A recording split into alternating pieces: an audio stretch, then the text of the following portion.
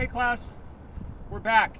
I think I figured out the wind issue by placing the phone in the back of my car so that the wind isn't interfering. So you'll still hear the wind, but I think I minimized it so that it's not so annoying to have to listen to, okay? And then likewise, we're gonna see maybe some light rail activity passing behind me. They haven't been too loud, so I'm not gonna stress out too much. I think there's one coming right now. So, okay. So the first thing we need to think about is how we're looking at Lynn Ostrom and then likewise Garrett Hardin, okay? So we already talked about Garrett Hardin, so we're gonna touch a little bit on him. But before we do that, I want to focus on something even more general than that, okay? And that has to do with this idea of ethical implication.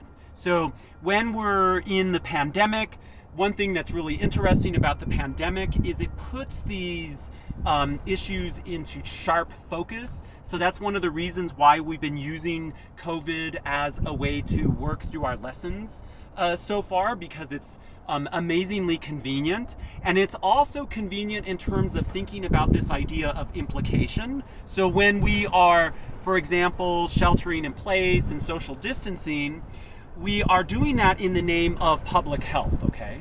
And so when we do that in the name of public health, we don't often recognize that there's also a strong ethical implication. We'll realize that, but we're not putting words to it.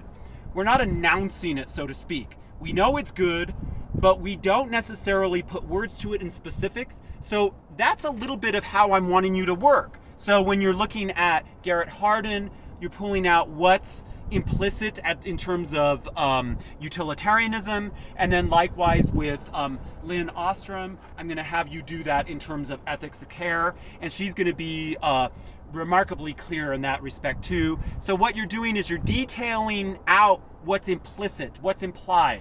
So in a lot of ways, you might think to yourself, well, that's obvious, right? So in other words, she's obviously working with ethics of care. Or with Garrett Hardin, you might think to yourself, he's obviously working with some kind of utilitarianism, but yet, how do you put words to that? How do you put specific ideas to that in terms of the criteria points that I have you guys working on, right? So how is that done?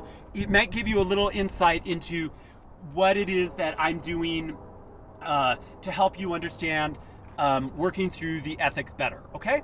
So what's implied is important, and what we're doing is putting words to that, okay? And right now, what I'm doing is I'm giving you something where the ethics is implied, and I'm going to be asking you to show what's behind that, what's implied there, okay? So think about it like that. Now to Lynn Ostrom. First, I'm going to link you to a podcast, Pop-Up Ideas by Tim Harford. He's an economist, okay? And so, again, he's highlighting Garrett Hardin, and then he also is obviously favoring Lynn Ostrom's view, okay? So he does a really good job of introducing her.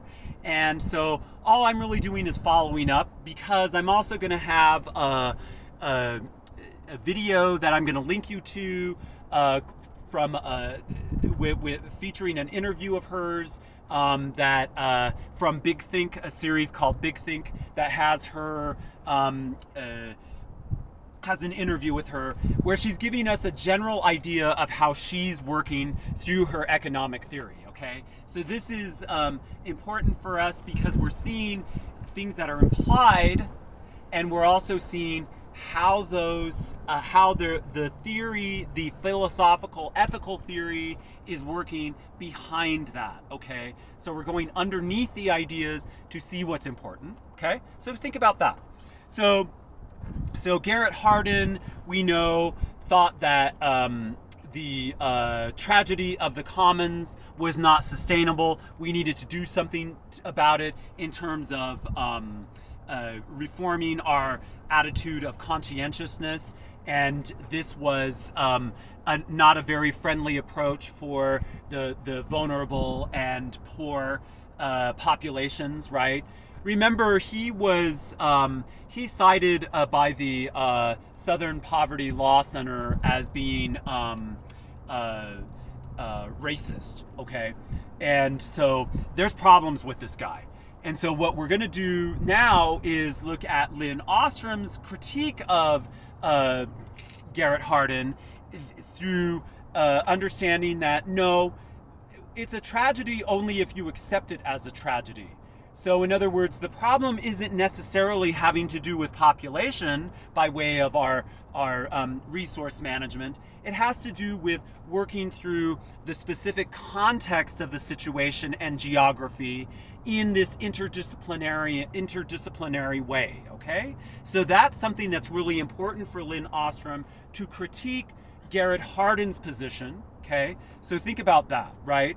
And this is something that happens in a communal way and in an emplaced way, right? So that's really important because we are dealing with common pool resources that are then looked at in a creative way. So in other words, she's saying Garrett Hardin's position was imaginary. He was imagining this pasture that has the cattle that graze on it, where there is a depletion of the finite resource. That's a tragedy because you have too many heads of cattle eating too much of the commons, and this is unsustainable. And she's saying, no, this is really a creative problem to be solved, and it's not necessarily a population problem, right? It's more an issue of how do we understand the specifics of the problem, not the imaginary problem. So the specific geographical problem and resource problem, economic problem, that helps us better understand it in an emplaced communal way, okay? So no longer thinking of these top-down approaches, but rather thinking of how do we work together to solve issues in a way that has historical precedent. So she cites freshwater, use of fresh water in Los Angeles. She also talks about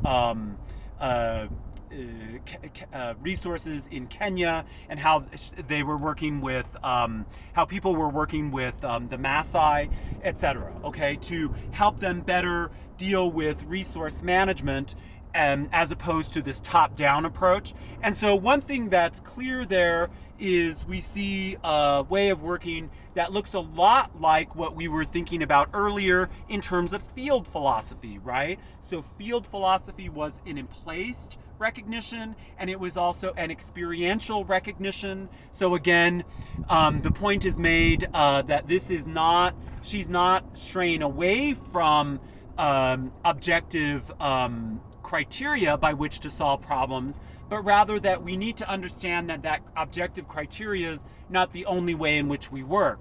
That objective criteria needs to be worked with in a way that is geographically emplaced in the terrain, in the practice of communities. That's the way we're going to understand economic and ecological problems, okay? So this is really important in terms of ethics of care, obviously, right?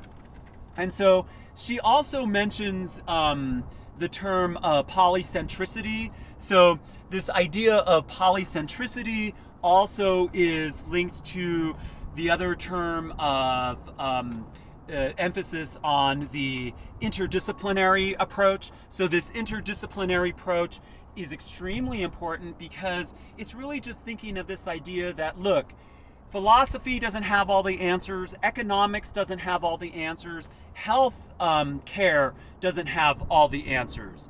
What we need to do is think of how all the disciplines come together to understand a common problem, right? So think about that in other words, if we don't come together in terms of our disciplinary approaches, then we're going to be a little more handicapped. So that's an important thing to think about, right? And so this is linked to the idea of polycentricity that she mentions in her video. So polycentricity also is looking at this polyvalent way of solving problems. There's not only going to be one answer from the top down, but there's going to be a multitude of answers from a multitude of disciplines and approaches, right? So different people have different angles on this. The thing that we need to be cautious of is comparing this to relativism, right? Because again, she's not rejecting objectivity. She's rather posing that objectivity isn't the only way in which we work with problems. We also work with problems communally and in an interdisciplinary way, okay? So this is important, right? So here's another light rail. It doesn't sound like it's gonna be too loud, right? So in other words, the top-down approaches are not the only way to understand things, and this is important.